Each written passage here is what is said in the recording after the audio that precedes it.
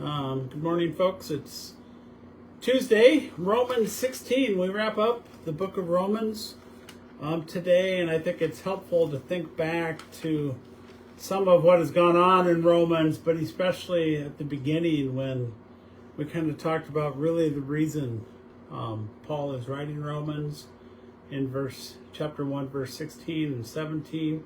For I am not ashamed of the gospel, for it is the power of God for salvation to everyone who believes, to the Jew first and also to the Greek. For in it the righteousness of God is revealed, from faith for faith, as it is written, the righteous shall live by faith.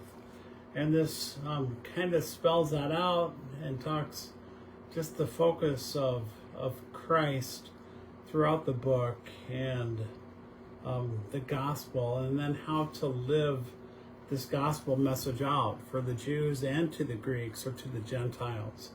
So it's just an incredible book, and we conclude with a lot of people that Paul wants greetings given to, and we don't know very much about any of them. In fact, for many, it's only what is written here, and it's kind of fascinating to read through this. I wonder sometimes about heaven, and do you suppose we'll get to be in heaven? And we'll see in Greek, in Romans, in verse 12, greet these workers, Tryphena and Tryphosa and Persis. Will we run across those workers and get to discuss, hey, why were you? Tell me your relationship to Paul. So pretty fascinating. Would have been certainly well-known people at the time.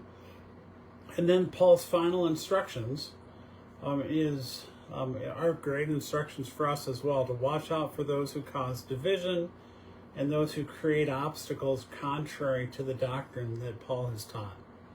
And we need to always be on our alert for those that cause division within the church and those that teach doctrine that's contrary to what is true, and then praises them for their obedience and challenges them to be wise as to what is good and innocent to what is evil.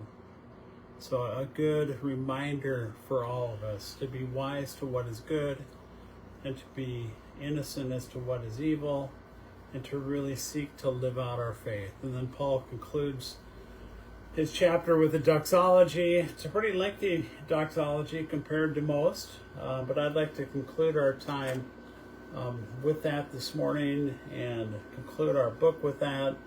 But just Romans, so full of truth, so full of the importance of belief in Jesus and how that is faith has changed and will change everything.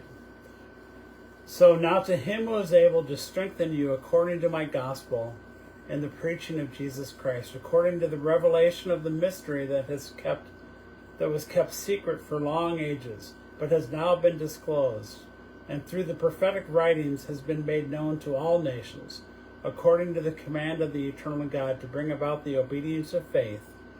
To the only wise God be glory forevermore through Jesus Christ. Amen. This importance of obedience of faith through Jesus Christ. So I pray Romans has been a blessing, and we will get into the book of Ephesians tomorrow. So Ephesians chapter 1. So God bless. Let me know what you're learning as you read, and what maybe your major takeaway from the book of Romans has been, and we'll see you on here tomorrow.